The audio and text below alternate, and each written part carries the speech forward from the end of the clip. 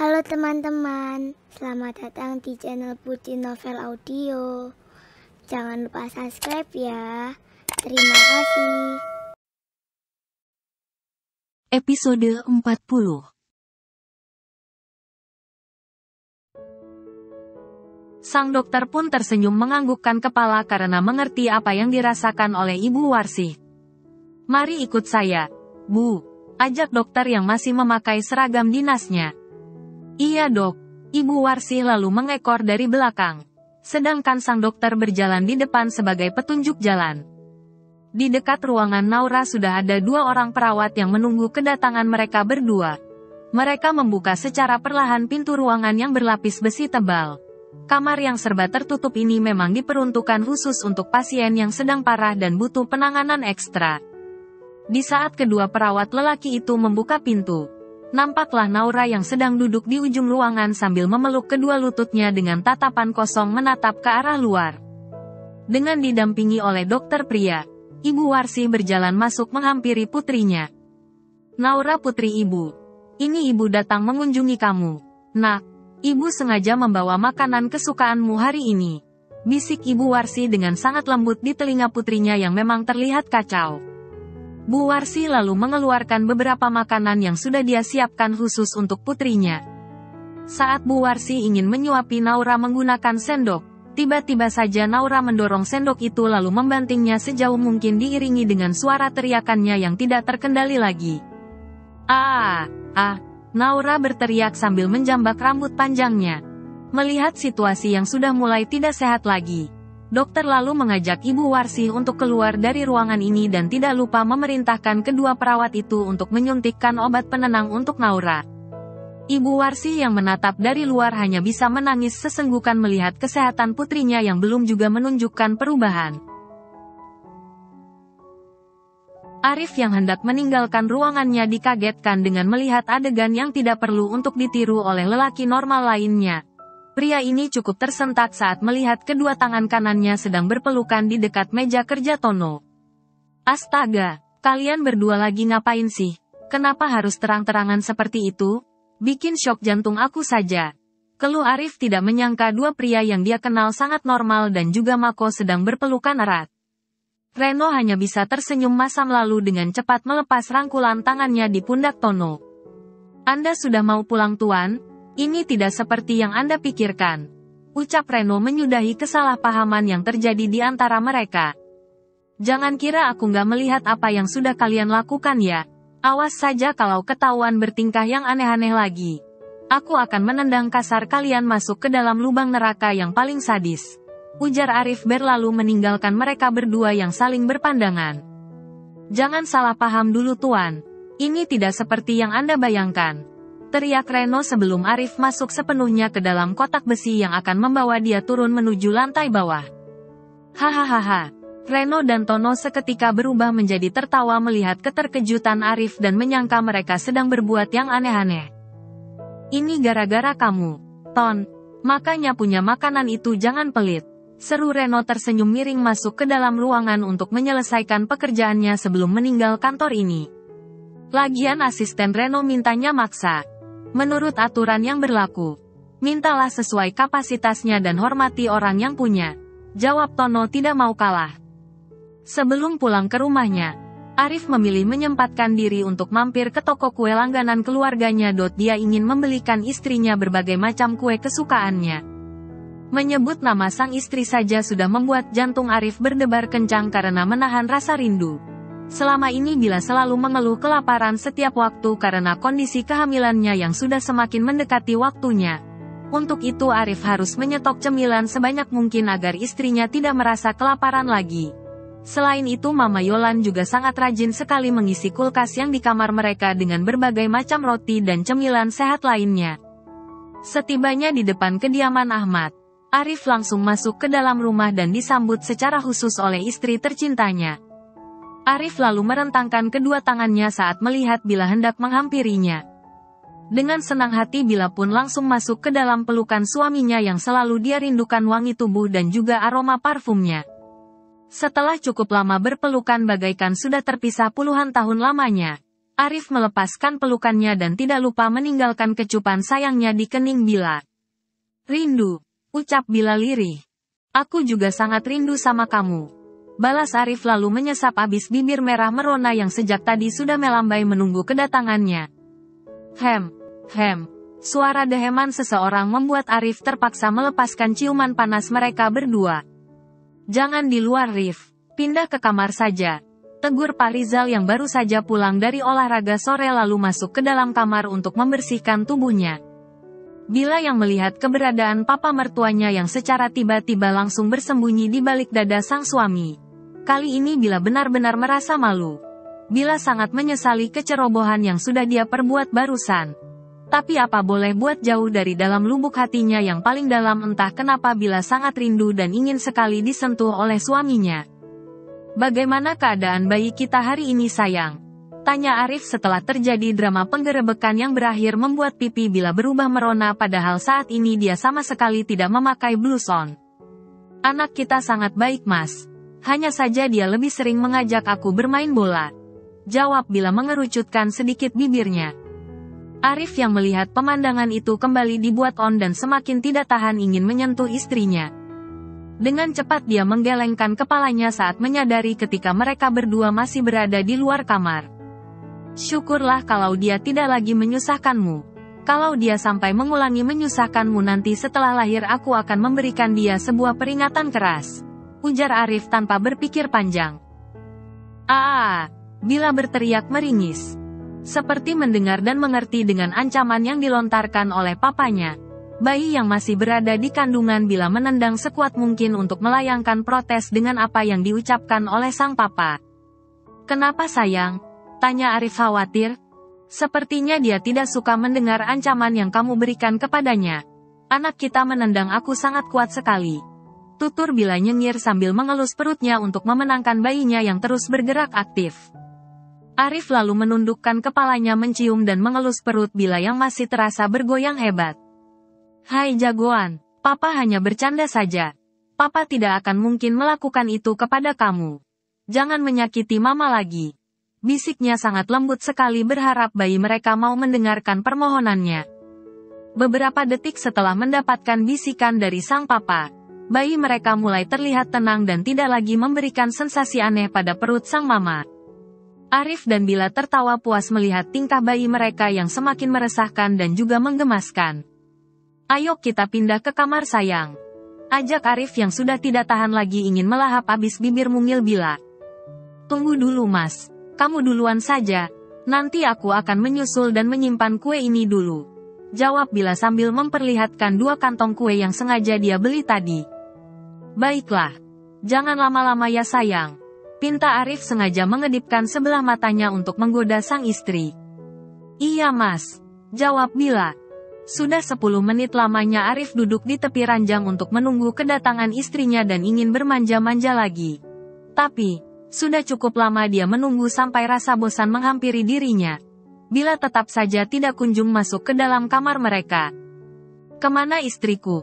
Tanya Arif mulai menanggalkan semua pakaiannya dan hanya menyisakan celana boxer saja. Arif yang sudah tidak sabaran lagi memilih keluar dari kamar untuk mencari keberadaan istrinya. Pria ini bahkan sampai tidak sadar bahwa apa yang dilakukannya saat ini sangatlah menguji iman para kaum wanita. Sayang, teriak Arif memanggil Bila. Mendengar sang suami telah memanggilnya, Bila menghentikan acara makan kuenya dan berlari membawa segelas jus jeruk yang sudah dia minta kepada Bimarni. Jangan lari-lari non, nanti jatuh, ujar Bimarni dan Biminah mengingatkan. Bila lalu menghentikan kecerobohannya dan menatap sambil nyengir kepada kedua orang yang sudah memperhatikannya. Iya Bi, maaf, ucap Bila lalu kembali naik ke lantai atas sebelum suami posesifnya kembali mencari keberadaannya. Kenapa nggak pakai baju sih mas? Kalau dilihat oleh orang lain bagaimana? Nanti kamu bisa diledekin sama mama loh. Tanya Bila lalu bergegas memeluk tubuh suaminya agar tidak dilihat oleh orang lain. Kamu nggak rela kalau tubuh aku dilihat oleh wanita lain? Kamu cemburu? Hah? Kalau begitu cepat naik ke atas. Ajak Arif. Ya nggak rela lah sayang. Memangnya mau naik ke atas mana lagi? Bukankah aku sudah berada di atas saat ini? Ucap Bila sambil menjilat semua bibirnya yang terasa manis oleh jus jeruk yang dia minum tadi. Hal itu langsung membuat Arif mencium lembut bibir Bila yang begitu menggoda. Bila sengaja menjauhkan bibir mereka di saat Arif tengah menikmati ciuman yang memabukkan itu. Arif langsung menatap penuh tanya kepada istrinya yang berani memutuskan ciuman mereka secara sepihak. "Sayang," rengek Arif tidak terima. Bila langsung mencium bibir Arif berkali-kali dan berhasil membuat suaminya tidak lagi melanjutkan ucapannya. "Mas, aku mau makan ketoprak." Bila merengek sambil melukis abstrak di dada suaminya. Bila benar-benar tidak menyadari ekspresi suaminya yang kesal menahan gairahnya. Apalagi ciuman yang memabukkan jiwanya dihentikan secara paksa. "Ketoprak," dalam hatinya Arif sangat kesal sekali. Tetapi dia tidak berani memperlihatkannya kepada sang istri. "Ngej," Arif tiba-tiba saja mengerang nikmat ketika tangan Bila dengan sengaja mengelus ular pitonnya yang sudah menegang menyembul dari balik celana pendek yang dia pakai. "Nanti aku akan kasih permainan yang tidak akan Mas lupakan. Dan Mas boleh melakukannya sampai kapanpun itu. Tetapi carikan dulu aku ketoprak yang penjualnya kakek-kakek berkepala botak." Ucap Bila yang kembali sengaja memainkan kepala ular piton yang sudah bergerak mencari sarangnya. Sayang." Arif menggigit bibir bawahnya karena tidak kuat lagi mendapatkan sentuhan manja itu. Jika bukan karena permintaan bayi mereka yang masih berada di dalam perut Bila. Sudah sejak tadi Arif menyeret paksa tubuh seksi sang istri naik ke atas ranjang. "Bisa kan Mas?" tanya Bila tanpa merasa bersalah sedikit setelah berhasil membangunkan gairah sang suami. Tangannya masih terus bermain-main di dada yang tidak tertutup oleh sehelai benang apapun. "Mas."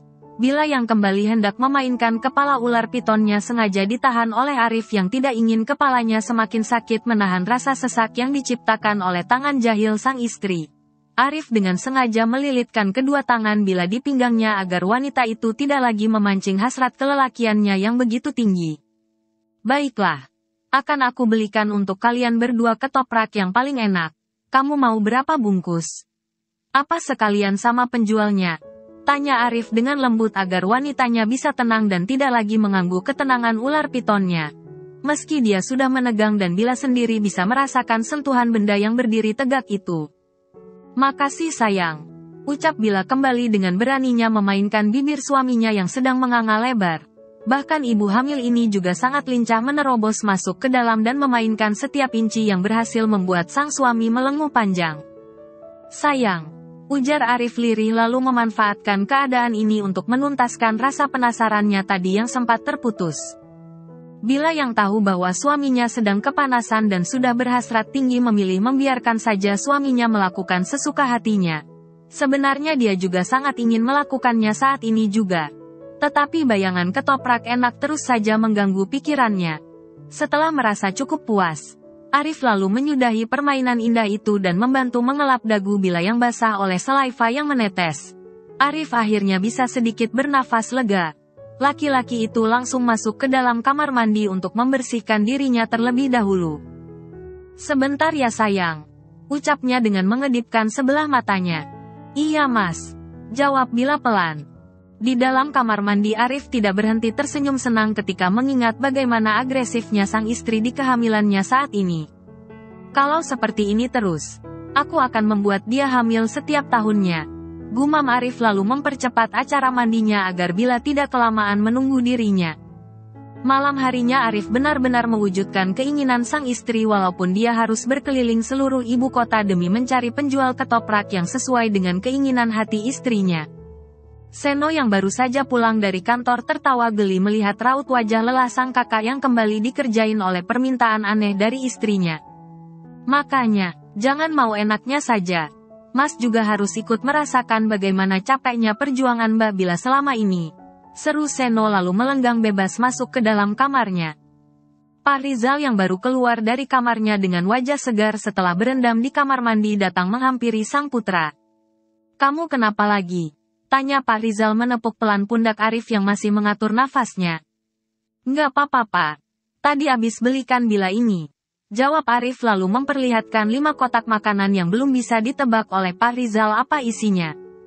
"Memangnya Bila minta apa? Kenapa wajah kamu masam seperti itu?"